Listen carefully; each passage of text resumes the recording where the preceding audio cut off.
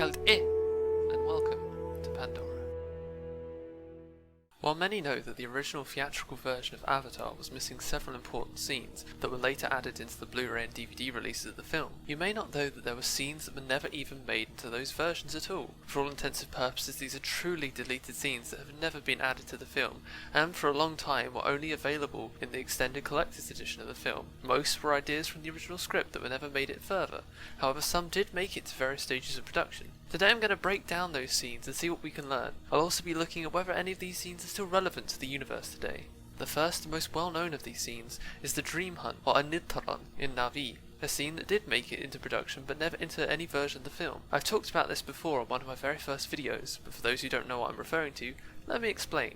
There was originally going to be a scene set just after Jake tames his Ikran, in which, as a final rite of passage for adult Na'vi, he would have to enter a trance through the consumption of a glowworm and the bite of an arachnoid. In this dreamlike state, Na'vi seek out their spirit animal through musically expressing themselves. In Jake's dream, he sees the Turok as a spirit animal, but is reluctant to share it with the rest of the clan after, as it's seen as a symbol of bad luck. Mo'at decrees that this vision is unclear and tells Jake he doesn't have to share his experience. While this scene is one that I personally feel needed to be added to the film in order to develop the Na'vi culture further and give more context to Jake's connection with Turok, I feel that its relevance is only for the context of the first film and won't appear in any form of flashback in the upcoming sequels. That being said, I could see the ritual appearing again, perhaps for Jake's children during the rite of passage into the clan. Either way, it could still be an important part of the Na'vi culture going forward.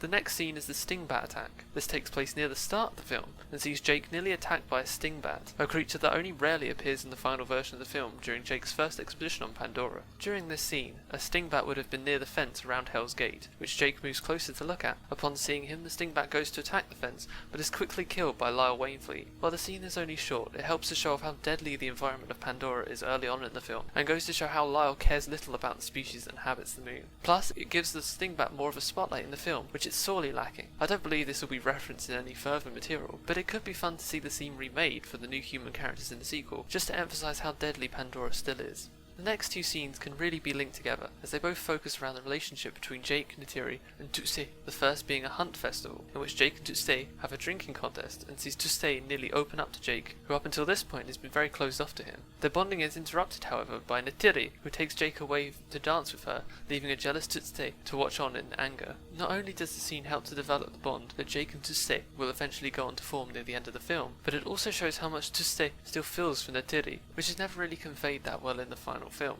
Being able to see another Na'vi custom is also a welcome sight, as it really goes a long way to developing them as a unique culture and not just another alien race. The other scene tied to this is known as the Challenge, taking place just after Jake and Neytiri return to Home Tree to warn the tribe about the impending threat of the RDA. Tuesday challenges Jake to a fight for the death after learning that Jake and Neytiri have mated for life. The two fight with staffs and is only ended when Jake and Grace are brought back to their human bodies by Cordage. Tuesday is then stopped from killing Jake's inert Na'vi body by Neytiri, which she is seen protecting in the final version of the film. I truly believe this scene should have made it into the final cut, as it clearly shows Tuesday's reaction to Jake's interference in the clan, and all that comes to a head in this fight. Plus, it complements the last scene, in which they were slowly bonding, only to have everything start to collapse as Jake's world is collapsing around him. It really shows how powerful the bond between Jake and Neytiri is, as she defends his body. It develops all three characters in the way that the film never had a chance to, and really is one of the biggest losses of those deleted scenes. The final deleted scene that was put into production was You're a Long Way from Earth, set just before the assault on the Tree of Souls. It sees Cordage take over operations at Hell's Gate, much to the fury of Selfridge, who proclaims that he's turned his miners into militants. He then tries to stop the attack but is dismissed by Cordage. For me, this scene really shows that not everyone who was working at Hell's Gate was out to get the Na'vi. Even Selfridge, who seems to care little for the Na'vi throughout the film, has a moment of consequence here, and even tries to put a stop to Cordage's attack, which the scene makes out to be a more personal quest for vengeance at this point. It's a scene that really develops both characters, and shows us more of the motivations behind the assault on the Tree of Souls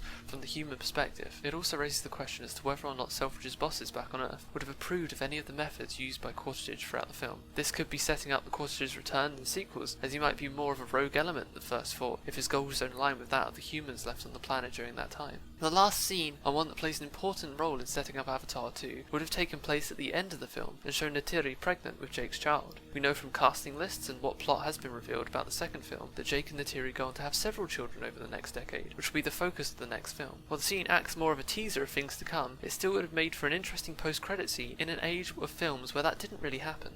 Now we've talked about the deleted scenes that some fans have seen, but what about the ones that no one has? The ones that I alluded to in my opening? These next few scenes have never made it beyond the script, ideas and concepts that were never used due to time, or just dropped completely. The first of these is by far the most interesting to me, and one that I really wish made it into the film. During a conversation between Grace and Jake in the mess hall at Hell's Gate, she points out a slow-moving, vacant-eyed man cleaning the tables. She tells him he's called Henga, and used to be head of xenobiology until his avatar was killed by a slimph, a creature that never made it into the final film. I'll read you the excerpt from the script on the wiki. There's a crazy guy bussing the tables named Henga, moving slow and vacant-eyed. He's obviously doped up on something, prescribed by the base psytech. Grace tells him that Henga used to be head of xenobiology, till his avatar got killed, ripped apart by a slimph. The slimph eats it alive. Henga felt himself die, and he hasn't been right since. Added to the trauma is the loss of his other life, the one lived in by his avatar body. Like many of the controllers, he came to see it as his real life, with his human life taking on a feeling of a boring dream. So what happened to Henga? Grace tells him that Henga's avatar was not just killed by a slimph, he let the slimph take him. Suicide. He was dying of a broken heart, and being in his avatar body without his loved one was just too painful. He managed to fall in love with an Navi girl. Some say they were married, and she was killed. She was one of the 5 killed by the Sec 4 troopers in the incident which caused the big rift between the two species, and Henga went crazy. Her name was Lil Na. There are many dangers on Pandora, Grace says, and one of the subtlest is that you may come to love it too much. For me, this scene really gets across how easily it is to become lost in Pandora and in the Avatar program. To forget one's life over another. It serves as a great warning to Jake early on in the film, but also eerily foreshadows what would eventually happen to Jake, and how he too would lose himself to the planet, in at least one sense. Luckily for us, he didn't have to face the loss Henga did, but it's a chilling look into what could have happened if things played out differently, and how that would have affected him. I hope that it's a concept that might come back at some point, either in future films or other projects. After all, the creature that killed Henga has been mentioned in the mobile game Avatar Pandora Rising, so there's some hope. The next scene that never made it beyond the script would have seen Jake awake from Link to discover that Trudy and Norm were in a romantic relationship in secret that only he discovered by walking in on them being intimate in Norm's bunk. It would have also had a payoff much later on in the film, where Trudy would have whispered her love to Norm just before she dies. Personally, I'm not sure how I would have felt about this. While on the one hand it would have given another layer to both characters and made Trudy's death much more impactful one, I feel it would have also bogged down the film's plot and pace, which can already feel slow at some points. I still hope that both characters may still yet get this chance in the future, however, especially with Norm returning in Avatar 2 and the chance of potential flashbacks to that time. Even if it's not something to be tackled by the films, flashbacks to the two's relationship could still take place in other material, such as future comics or novels. There's also the fact that her character was originally going to survive in the script and head back to Earth at the end of the film, so who knows what the character's future holds. Our final scene from the script would have been an extended death scene for Tusse, in which his Q would have been cut off by Lyle during the assault on the Tree of Souls. This really would have shown how brutal of a person Lyle was, and made Tusse's death scene a lot more visceral in its approach. I don't think we'll ever get to see this, however, outside of an extended flashback to his death. As you can see, there was a lot cut from the film, and it really shows how big of scope Cameron had for the original film. I'm grateful that fans can finally see these scenes in a much more accessible way now, as all of this content is out in the light of day. I only hope that more cut content may surface in these next few years, if any does remain. But until that time, thank you very much for taking the time to watch this video. But until then, hej alvaj, giavame.